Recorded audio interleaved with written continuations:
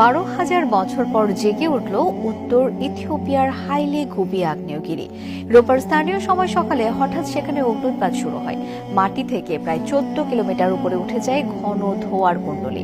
Volcanic ash ছড়িয়ে পড়ে আশপাশের শহর গ্রামে। বিষাক্ত এই ধোঁয়া লোহিত সাগর সংলগ্ন ইয়েমেন, ওমান, ভারত এবং উত্তর পাকিস্তান পর্যন্ত ছড়িয়ে পড়ে। দিল্লি থেকে একাধিক ফ্লাইট বাতিল করা হয়। বহু বছর ধরে ঘুমিয়ে থাকা এক দৈত্যের মতোই জেগে উঠল ইথিওপিয়ার হাইলি গুবি আগ্নেয়গিরি। অন্তত 12,000 বছর নিষ্ক্রিয় থাকার পর অগ্নুৎপাত শুরু করেছে এই ভলকানো। ইথিওপিয়ার উত্তরাঞ্চলীয় আফার প্রদেশের এরতায়েলে পর্বতমালায় হাইলি গুবির অবস্থান। রাজধানী আদ্দিস আবাবা থেকে দূরত্ব প্রায় 800 কিলোমিটার। প্রায় 2 ঘন্টা ধরে চলে অগ্নুৎপাত।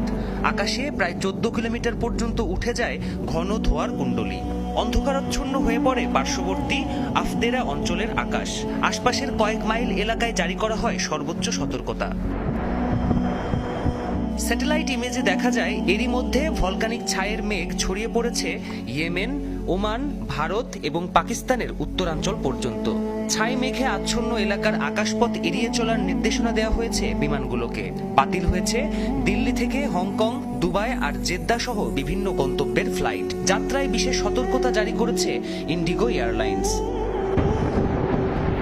প্রশ্ন উঠেছে, এত বছর পর হঠাৎ কেন জেগে উঠল এই আগ্নেয়গিরি? প্রায় 500 মিটার উঁচু এই আগ্নেয়গিরিটি রিফট ভ্যালির মধ্যে অবস্থিত, যা দুটি টেকটনিক প্লেটের সংযোগস্থল।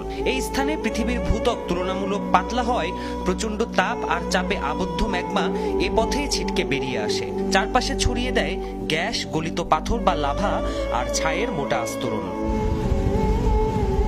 অগ্নুৎপাতের ঘটনায় এখনো হতাহতের কোনো খবর পাওয়া যায়নি, তবে ব্যাপক আর্থিক ক্ষতির সম্মুখীন হতে পারেন স্থানীয় বাসিন্দা আর পশুপালকেরা।